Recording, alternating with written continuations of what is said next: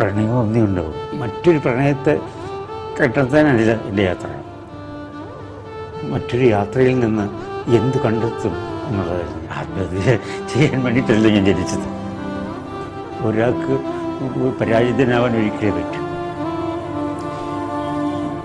ഒരു യുദ്ധത്തിൽ തോറ്റിട്ട് മറ്റൊരു യുദ്ധത്തിൽ ജയിക്കാൻ വേണ്ടിയിട്ട് പോകുന്നവനല്ലേ